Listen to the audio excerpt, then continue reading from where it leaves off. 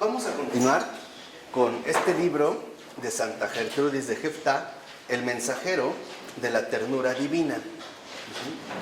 En este punto yo me voy a concentrar en el capítulo 12, donde también estamos viendo aquello que al Señor le resulta agradable y que nosotros estamos tratando de asimilar, y que en este sentido también estamos tratando de seguir.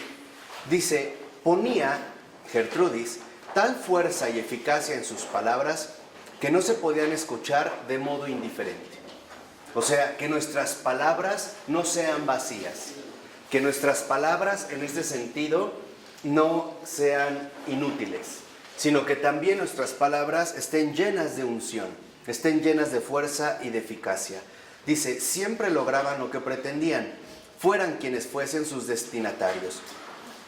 Aquí es lo que vale la pena reconocer, que nuestra palabra siempre esté al servicio de la verdad, ¿no? Que la palabra tenga fuerza, tenga eficacia, sea palabra de vida eterna. No sean palabras meramente inútiles, sino que broten estas palabras del corazón mismo de Dios, que no sean opiniones humanas o pareceres propios, sino que realmente nosotros formemos parte de esta palabra.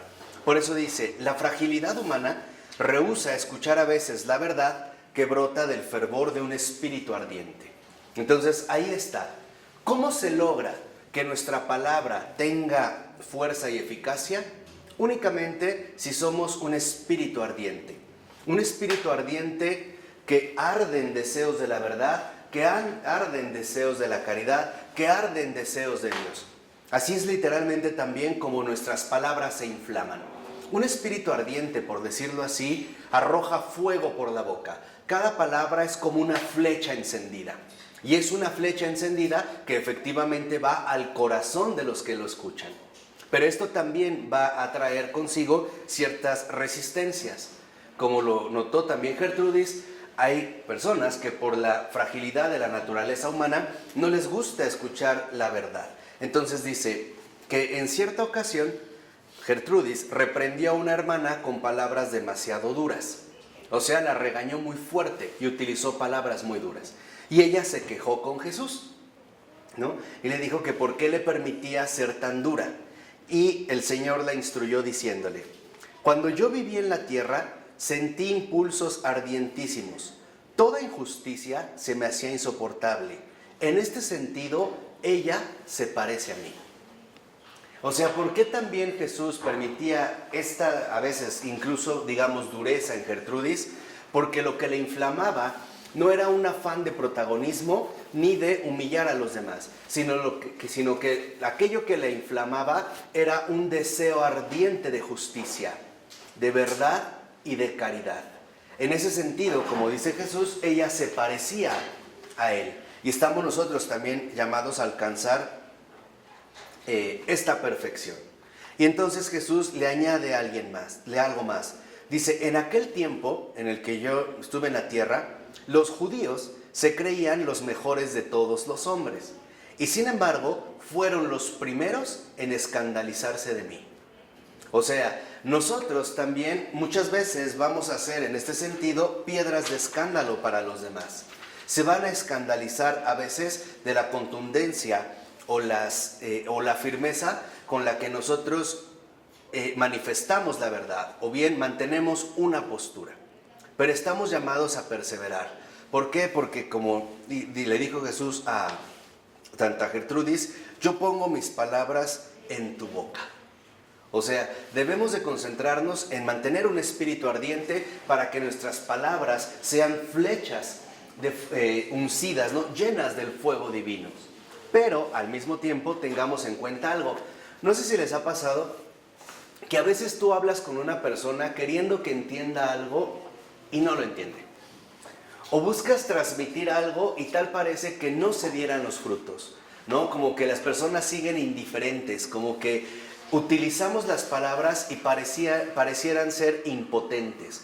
No vemos que cambien cuando lo dices. Exacto, ¿no? Como que notamos como que lo que decimos es inútil, o bien lo que hemos nosotros predicado no ha tenido fruto.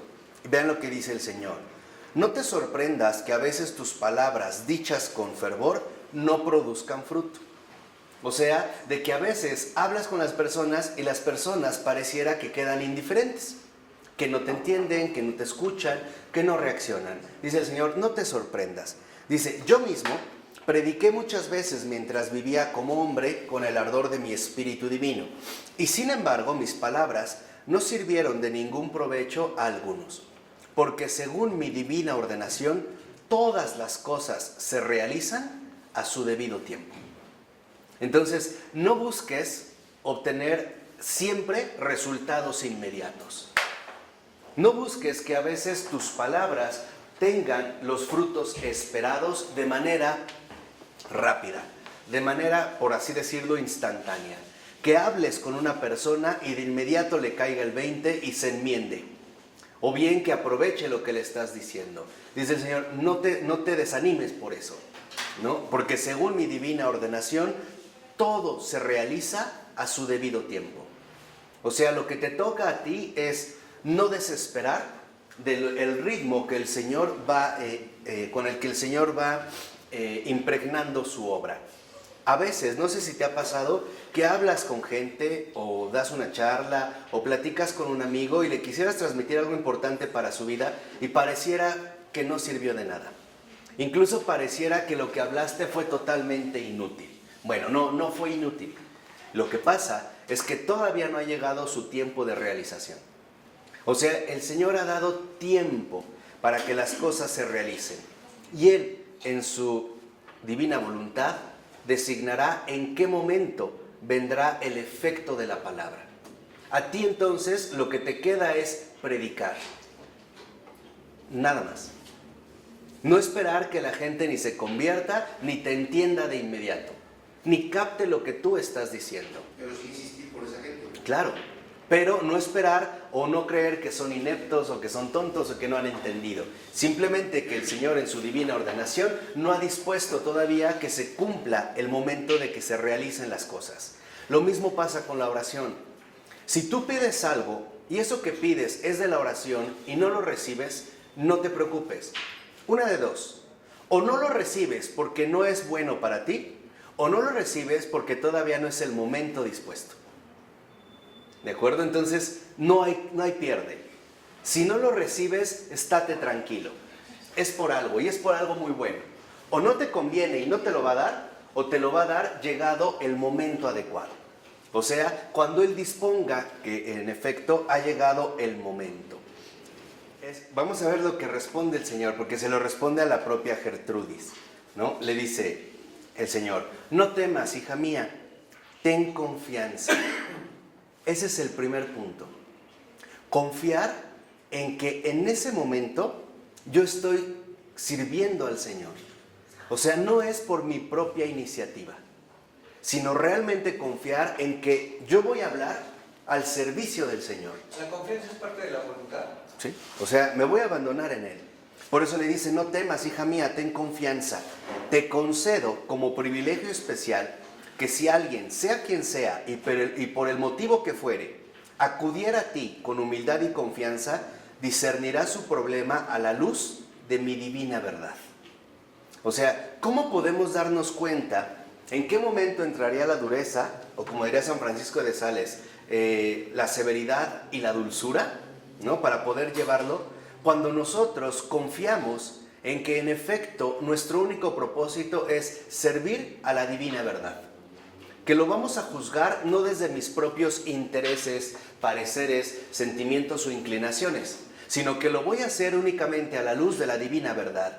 Dice, de la misma manera que yo lo hubiera juzgado. Y aquí es entonces donde entra una distinción que el Señor le da a Gertrudis. Dice, de la misma manera que yo hubiera juzgado, ya fuera el asunto o ya fuera la persona. Y aquí es cuando nosotros nos confundimos. No debemos en ningún momento mezclar el asunto con la persona. Una cosa es la estupidez y otra cosa es decirle a él que es un estúpido. En realidad son cosas totalmente distintas. Entonces, nuestra palabra ya sea de corrección, adelantito veremos también qué funciones adquiere la palabra. La palabra debemos discernir si se dirige a un asunto en particular o bien ya se dirige hacia una persona.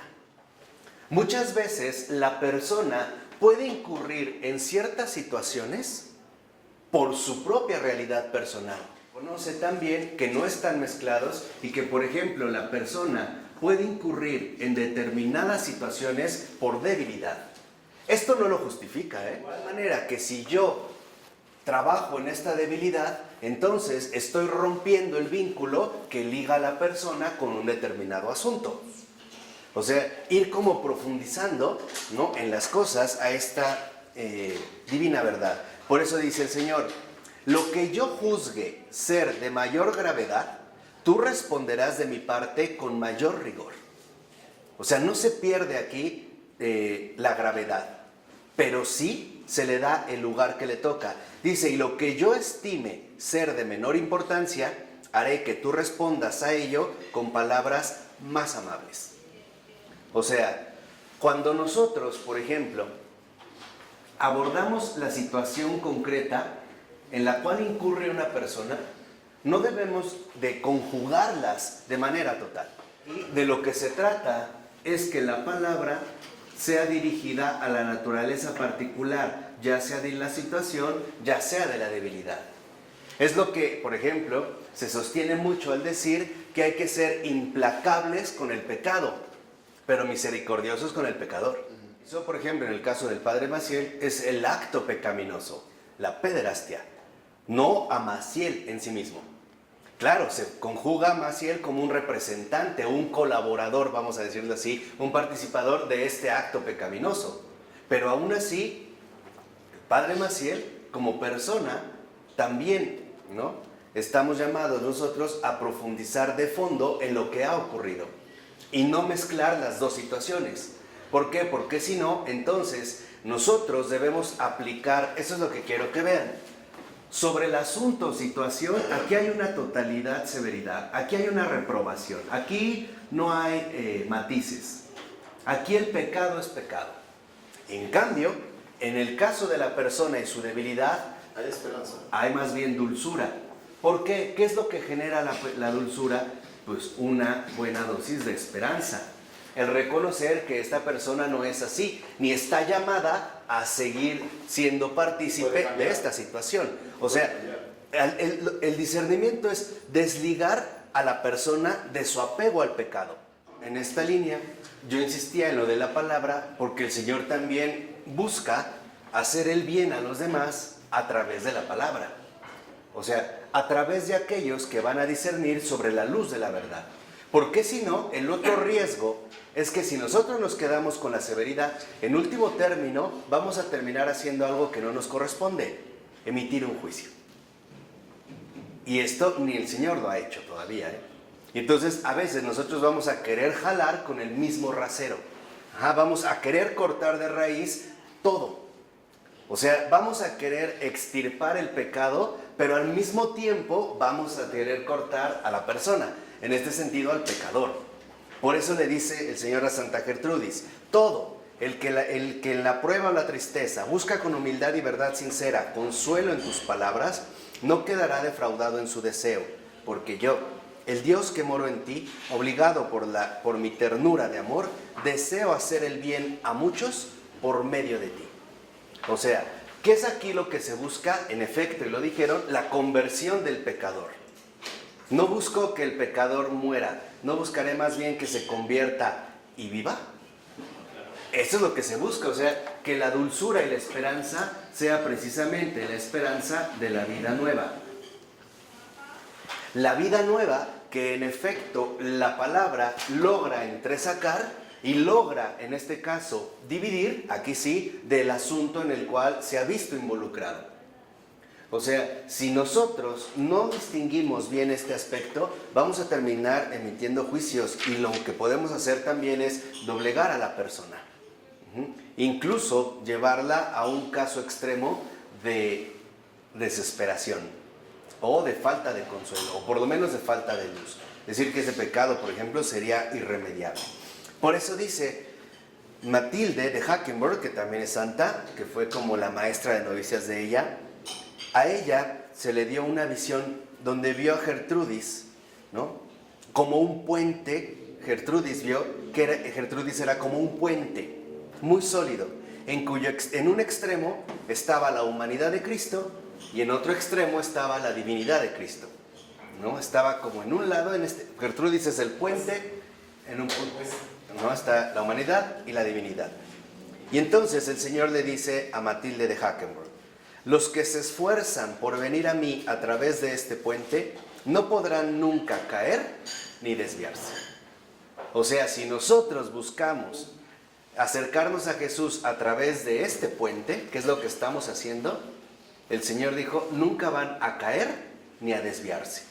¿Qué quiere decir esto? Que Gertrudis es un puente firme para acercarse al Señor, para pasar de su humanidad a su ¿qué?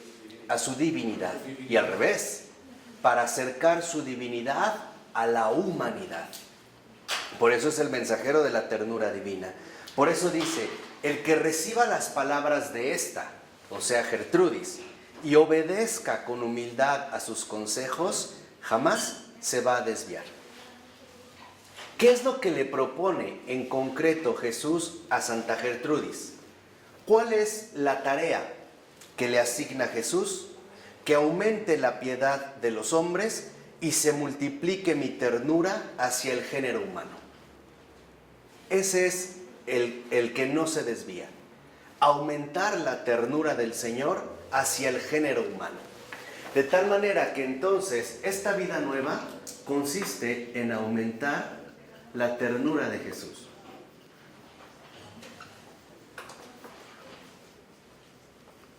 Hacia todo el género humano.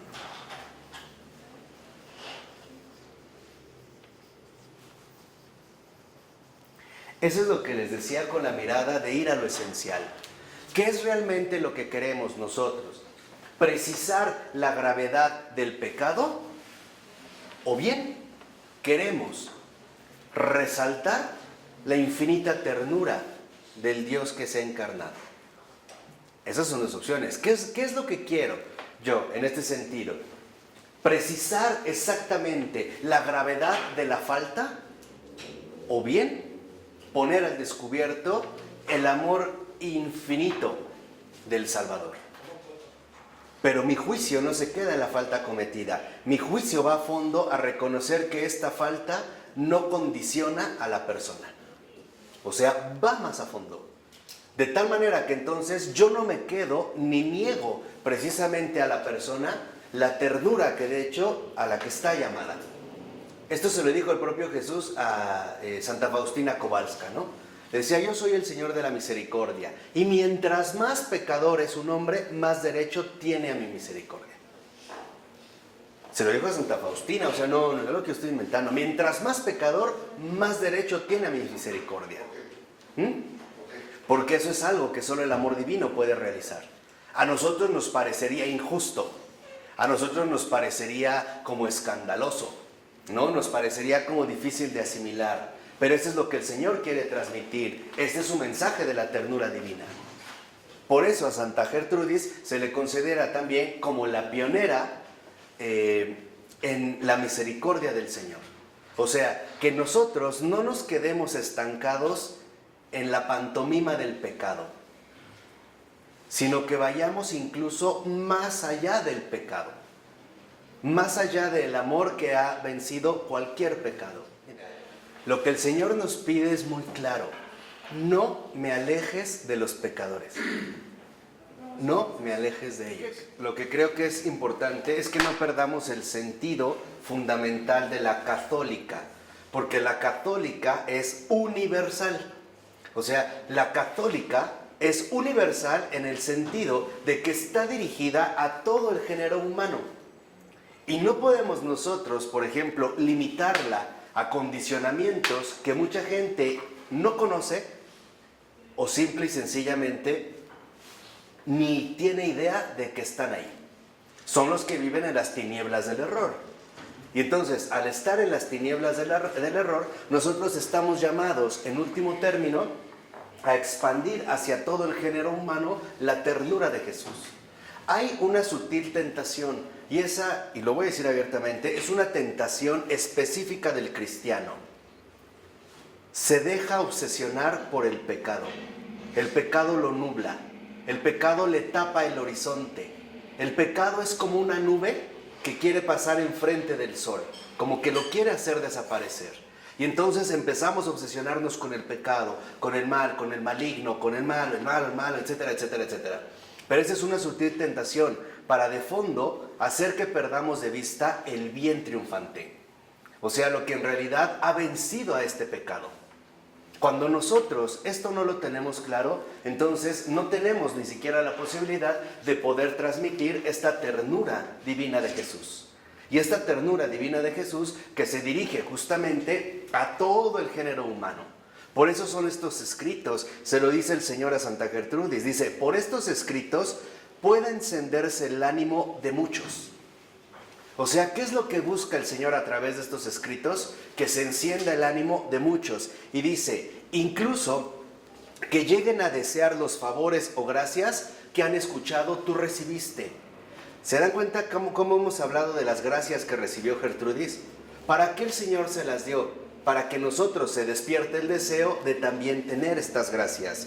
Y dice, y mientras mediten estas cosas, al mismo tiempo, sean muy cuidadosos en enmendar su vida. Entonces, lo que a nosotros nos toca llevar a cabo es una reparación, nada más. Reparación, no de la ofensa que ha recibido Dios. Uno no puede pagar absolutamente nada, ni el más mínimo pecado. Así yo me pasara una eternidad en el purgatorio o en el infierno. ¿Por qué? Porque la ofensa es a Dios. Y yo no tengo la capacidad de igualar de ninguna manera la ofensa cometida. O sea que el perdón en realidad es un gesto de pura gracia. O sea, es un gesto totalmente gratuito. ¿Vamos bien? Yo no podría compensar una falta con Dios. ¿Por qué? Porque se dirigió hacia Él. Pero lo que sí puedo hacer es ahora compensar esta falta a través de la propagación de la ternura de Jesús. Yo me acuerdo también de una experiencia muy concreta de San Francisco de Sales. San Francisco de Sales, que es el santo de la esperanza, ¿no? De la dulzura, él llegó a tener tentaciones muy fuertes de que estaba condenado. O sea, lo que se llama el escrúpulo. El escrúpulo es una tentación muy dolorosa porque te hace ver el pecado desproporcionadamente grave. O sea, te desorienta, ¿no? Desproporciona las cosas. Y él empezaba a considerar que en efecto, en su razonamiento, incluso Dios en su justicia sería el Dios condenador. Y en un momento se le aparece el Señor y le dice a él, Francisco, yo no soy el que condena, mi nombre es Jesús. Fíjense la diferencia. Yo no soy el que condena, mi nombre es Jesús. O sea, despertar en las almas la confianza hacia Jesús. ¿Por qué? Por reconocer que, como decía también San Pablo de la Cruz, el crucificado, la crucifixión no es obra del pecado, es obra del amor. Eso solo lo puede hacer el amor. El pecado no obligó a Dios a eso. El pecado en ese sentido no obliga a Dios. Lo que sí lo obliga es su amor. Se ve como forzado por el amor infinito que tiene, no por el pecado. Y este es un matiz bien importante. O sea, reconocer que esta vida nueva es precisamente el llamado a una vida de amor en la ternura de Jesús. Él sabrá los momentos en los cuales también el alma requerirá algún tipo de enmienda. Permítanme también compartirles ahorita otra anécdota, experiencia muy bonita de San Anselmo. San Anselmo logró convertir a una oveja descarriada, pero después los monjes que lo rodeaban en el monasterio de Bec le llamaron mucho la atención porque le decían, Anselmo, ¿por qué al principio eras tan dulce con él y ahorita eres el más severo con él. Y le dijo Anselmo, muy fácil, porque esta alma necesitaba al principio, debido al estado en el que se encontraba, mucha dulzura. Pero una vez que fue creciendo y enmendándose, ahora necesita mucha severidad. ¿Para qué? Para perfeccionarse. ¿Lo vemos? O sea, no es el mismo recorrido. A nosotros lo único que nos toca es acercar a Jesús, acercar a las almas a la ternura de Jesús. Ya Jesús se encargará del medio o del modo. Pero lo único que sí es muy importante es a nadie negarle la misericordia del Señor. A nadie. A nadie. Ni a nosotros mismos, A nadie. ¿Por qué? Porque eso sería ir precisamente en contra de estos proyectos del Señor. Por eso busca también que la gente se encienda con estos escritos y que también busque recibir los dones que tuvo Gertrudis. Por eso dice, consciente de que algunas personas de espíritu estrecho iban a calumniar, a denigrar estos escritos, más que edificarse, la instruyó el Señor con estas palabras. Dice, yo he derramado mi gracia en ti de tal manera que exijo de ella frutos abundantes. O sea, ¿cuándo exige el Señor de nosotros frutos abundantes? Cuando ha derramado su gracia. ¿Por qué? Porque su gracia es divina. Y le dice, quiero que los que han recibido dones semejantes y los tienen en poca estima por negligencia al aprender de ti, reconozcan sus propios dones y aumente la gratitud. Así crecerá con ellos mi gracia. Entonces, aquí lo que busca el Señor es muy sencillo. Que la paz consiste en vencer el mal con el bien. Y eso es lo que estamos nosotros también llamados a realizar. Que aumentar la ternura de Jesús hacia todo el género humano sea precisamente una obra de paz. O sea, vencer al mal con el bien, no con un peor mal. Vencer al mal, el mal solo se vence con el bien. Y esto es finalmente también lo que va a traer una enorme paz. Por ello, entonces, fíjense, aquí también, lo mismo que a nosotros, a Gertrudis, ahora el Señor nos da 3 indicaciones muy importantes de cómo deberemos comprobar nuestro testimonio. Aquí es donde se va a dar precisamente, ¿no?, la indicación de cómo vamos a comprobar nuestro testimonio, o de qué manera nuestro testimonio en este sentido se va a corroborar. Primero, dice, cuando instruyas a alguien, cuando quieras instruir a alguien, cuando te acerques a hablar con alguien, cuando vayas a platicar con alguien, hazlo interiormente bajo el impulso del Espíritu Santo. O sea, antes de hablar, invoca al Espíritu Santo. Interiormente. Si alguien se acerca a pedirte ayuda o consejo, interiormente invocas al Espíritu Santo. Que sea Él el que se exprese. Eso es lo que le dice el Señor, que así como hay 3 que dan testimonio en el cielo, el Padre, el Hijo y el Espíritu Santo, 3 son también los testigos del testimonio. Primero, la invocación del Espíritu Santo. O sea, al momento de que quieras instruir o hablar con alguien, no te fíes de tus propias palabras. Pide la asistencia del Espíritu Santo. Pide la luz del Espíritu Santo. Segundo, debes considerar si aquel con quien hablas sí se arrepiente o por lo menos quiere arrepentirse de su falta, pero no sabe cómo hacerlo. Entonces, en el testimonio en primer lugar es que dé el testimonio el Espíritu Santo invocándolo. Segundo, date cuenta si aquel con el que se acercó a hablar a ti en una dificultad o en algún problema se arrepiente de lo que ha hecho o al menos quisiera arrepentirse, pero no sabe cómo. Aquí sí, o sea, buscar por lo menos el arrepentimiento, o si no, la intención de arrepentirse, por lo menos. Y esto se nota precisamente a través de la plática, ¿no? Se va entresacando.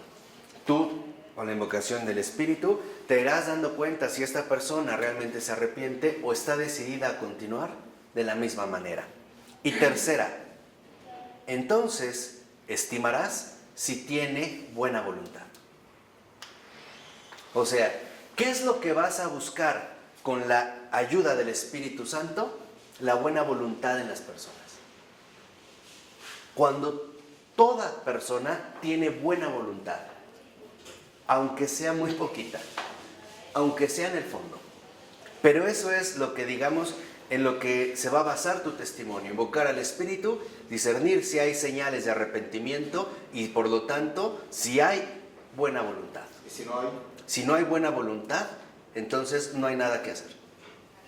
Pero siempre la hay. ¿Eh? ¿No insistes? No. Gracias. ¿No? Oras. Porque si no hay esta buena voluntad, entonces en realidad no hay posibilidades de acción.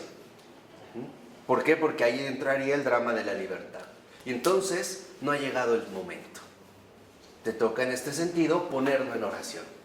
Por eso les decía que el testimonio en este sentido tiene finura. Por eso dice, si se reúnen estas tres actitudes, tú contestarás sin dudar, según te inspire interiormente. Y yo voy a rectificar todo lo que ella responda de mi bondad. O sea, algo en lo que debemos insistir hoy en día, lo que buscamos estos tres rasgos. La invocación, la buena voluntad, el arrepentimiento. No, la invocación, buscar el arrepentimiento y la buena voluntad. Esto es, digamos, lo que va a dar el testimonio en la instrucción. Dijimos, si alguien se acerca a ti para instruirse, ¿no? Si realmente está dispuesta a avanzar en este sentido por el buen camino.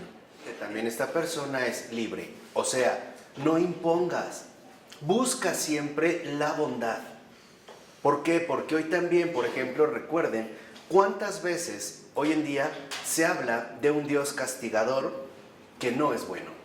Un Dios que para todo te castiga, ¿no? Hasta los padres que a lo mejor dicen a los niños, es que si haces esto, Dios te va a castigar, Dios siempre te está viendo. Fuera el coco. Exactamente. Como si fuera una pesadilla. Primero fue puro cielo. El otro fue una consecuencia. Yo les doy dos consejos. Una, la siguiente clase de Floresky, que vamos a hablar también sobre el pecado y sobre la esencia de estas situaciones que se presentan. Y dos, lean, por ejemplo, los primeros libros de Santa Hildegarda de Bingen, en el libro de las obras divinas, y en el Sibias, Conoce los caminos. Ahí está clarísimo, literalmente, esto que llamamos caída y el porqué del infierno y este tipo de situaciones que se dieron. Pero bueno, aquí lo que me interesa es cómo el Señor se fija en situaciones muy, muy concretas. Por ejemplo, dice, ¿cuántas veces desee hablar con alguien? O sea, cuando tú sientas el deseo de hablar con alguien, primero, atrae hacia ti con un profundo suspiro el aliento de mi divino corazón. Fíjense cómo el Señor hasta también nos da recomendaciones muy precisas. O sea, si sientes el deseo de hablar con alguien, que el Señor te está moviendo a que te vas a acercar, antes de hablar, respira. Pero no respires únicamente para tener aire, sino respira jalando el aliento del divino corazón de Jesús. O sea, inspírate. Esa es la inspiración, ¿no? Inspírate de Él. Da un profundo suspiro, dice, para que jales el aliento de mi divino corazón. Y entonces, todo lo que dirás será ratificado con absoluta certeza. Pues así, no van a poder errar ni ella, en este caso Gertrudis, ni los que la escuchan. Al contrario, podrán conocer en sus palabras los secretos de mi divino corazón. Eso es lo que el Señor busca que transmitamos. Esos secretos de su divino corazón. Y uno de los secretos de su divino corazón es la ternura. La ternura que sobrepasa toda medida, toda expectativa, todo juicio. Es digamos, lo que inspira. Por eso entonces, lo mismo que a Gertrudis, fíjense, ahora a nosotros nos comunica y nos dice, su preocupación era, o sea, ¿cuál era la preocupación de Gertrudis, de Santa Gertrudis de Jeftá? ¿Cuáles eran su prioridad? ¿Qué era lo que realmente le preocupaba? Rezar, escribir, leer, enseñar al prójimo, corregir o consolar. Esa es su única preocupación. Se las vuelvo a repetir, porque también deberían de ser nuestras propias preocupaciones. Primero, rezar, o sea, la oración. Primero, la oración. Esa debe de ser nuestra preocupación fundamental. Más que dormir, más que comer, la oración. Nuestra preocupación fundamental, rezar, la oración. Después, escribir. Escribir. Leer. Enseñar al prójimo. Escribir, ¿por qué? Ahorita lo vamos a ver en el caso del estudio. Corregir. ¿Cuál es corregir? Segundo, escribir. Tercero. El primero es rezar, la oración. Segundo, escribir. Tercero, leer. Cuarto, enseñar al prójimo. 5, corregir. O consolar. Ahorita van a ver por qué me detuve en este O. Y cuando tú corriges, no puedes caer en la soberbia.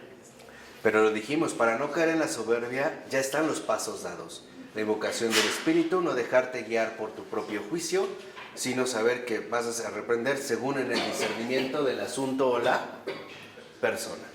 Ahora, ¿por qué escribir? Una, porque bueno, era la misión clara de Gertrudis.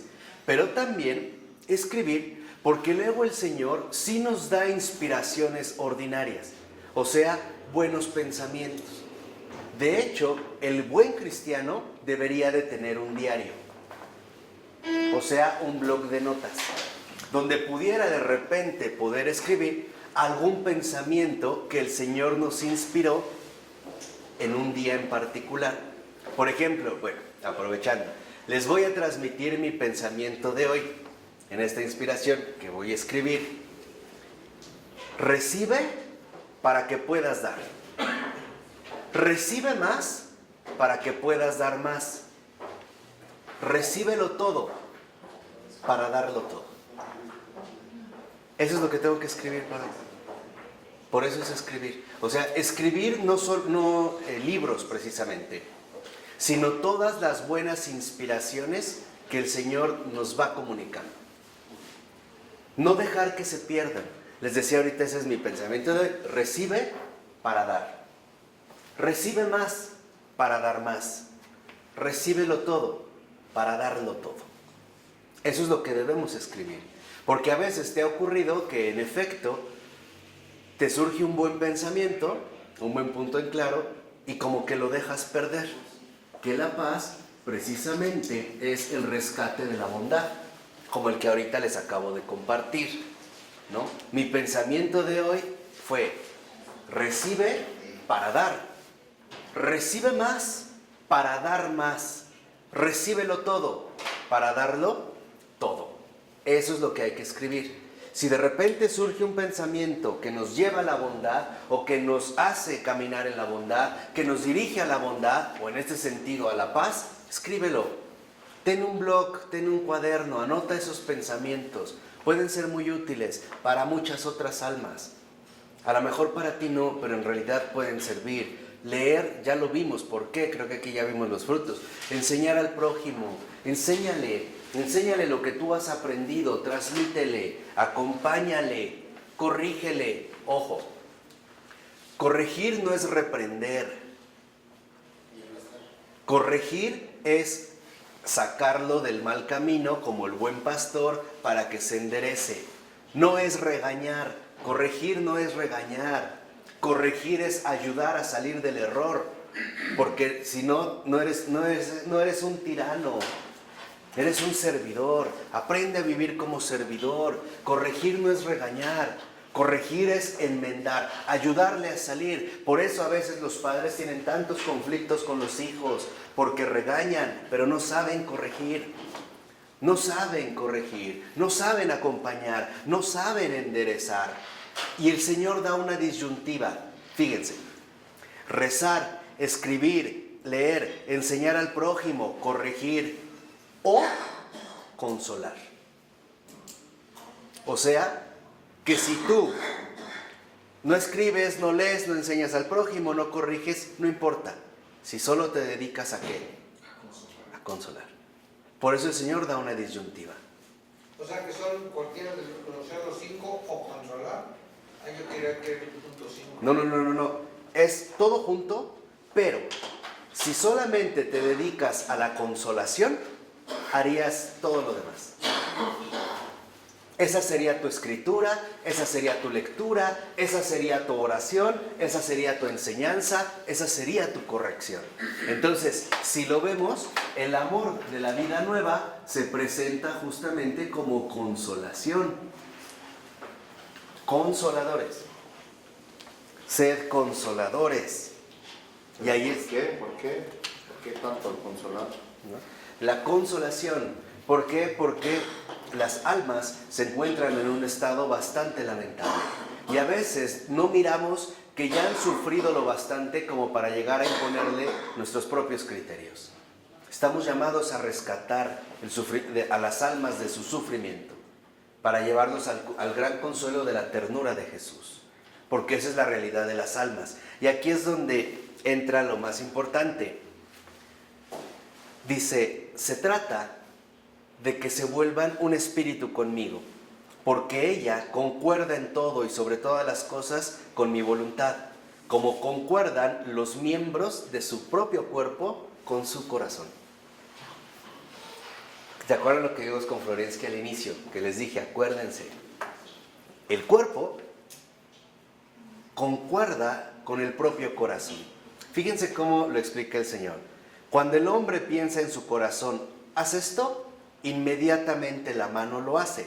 Cuando piensa, mira aquello, inmediatamente lo mira. De la misma manera, ella está presente en mí y actúo en ella para realizar en cada momento lo que yo quiero realizar en ese instante. La elegí para inhabitar en ella. Cuando nosotros nos dedicamos a la consolación, entonces Dios habita en nosotros.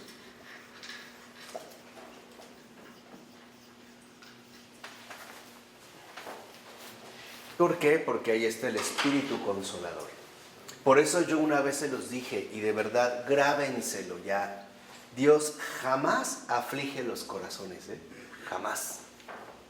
Jamás los aflige. Aún cuando los corrige, no los deja afligidos. No aflige Dios mismo los corazones.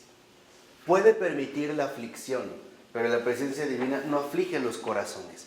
Por eso ahora el Señor va a hacer una comparación entre el cuerpo y aquellos elementos que permiten que Dios habite en nosotros. Fíjense, son 5. Primera, su voluntad. Fíjense ahí cómo el Señor en esta consolación, en esta inhabitación de Dios en nosotros, primero plantea la voluntad y dice, su voluntad. La acción buena de su voluntad está unida a mi corazón, como la mano derecha con lo que realiza, que es lo que yo quiero. O sea, nuestra voluntad está llamada a realizar lo que Él quiere, no lo que yo quiero, sino que mi voluntad sea la mano derecha de Dios. Que mi voluntad ejecute lo que Dios quiere realizar. Para poder fortalecer espiritualmente la voluntad, es muy buena, de verdad, muy buena, una brevísima oración de Santa Catalina de Siena, que es muy breve. Señor, que quiera lo que no quiero, y que no quiera lo que quiero, según tu voluntad. Récenla diario y van a ver. Es de efectos extraordinarios. Cuando se sientan así como medio en rebeldía, como impacientes, como inquietos, recen eso. Señor, que quiera lo que no quiero y que no quiera lo que quiero, según tu voluntad o según tu corazón. Ese es de Santa Catalina de Siena. Segunda, inteligencia. La inteligencia, dice el Señor, es para mí como un ojo cuando piensa en lo que yo me complazco. O sea que nuestra inteligencia, lo que hace rato llamábamos mirada, sea el ojo de Jesús. De tal manera que mi inteligencia mire solo lo que complace al Señor. Entonces, primero voluntad. Después, ¿qué dijimos? Inteligencia. Tercero, el ímpetu del Espíritu. Dice que el ímpetu del Espíritu sea para mí como una lengua. Cuando impulsada por este Espíritu, dice lo que yo quiero decir. ¿Cuál es el 2? La inteligencia. Inteligencia. Miren, lo voy a poner aquí. Primero es voluntad. Inteligencia y ímpetu del espíritu. Después, inteligencia. ¿A qué la asimiló con el cuerpo? Al ojo, ¿no? Después, ímpetu de espíritu. ¿A qué? Lengua. A la lengua.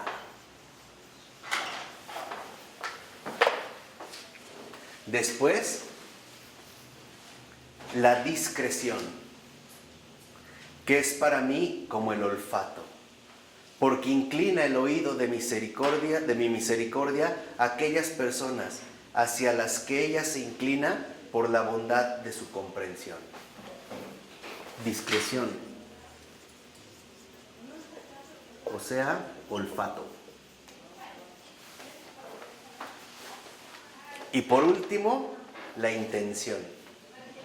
Dice Jesús, que es para mí como unos pies, cuando ella se propone hacer algo para que yo le siga. Por ejemplo, cuando tenemos la intención de hacer el bien. La intención, nuestra intención, son los pies de Jesús. Quiere decir que nuestra buena intención, y solo nuestra buena intención, lo ponen en marcha. Por eso lo vimos hace rato. Si no hay buena intención, Jesús no puede caminar. ¿De acuerdo? Entonces, buena intención.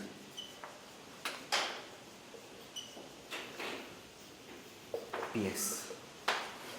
O sea, quiere decir que cuando nosotros somos uno con Cristo, cuando hablamos del cuerpo de Cristo, es porque nuestra voluntad es su mano. ¿Qué quiere decir? Que mi voluntad se ha transformado en la mano de Jesús. Ahora mi voluntad se mueve hacia lo que Jesús quiere tomar, quiere alcanzar, quiere tocar.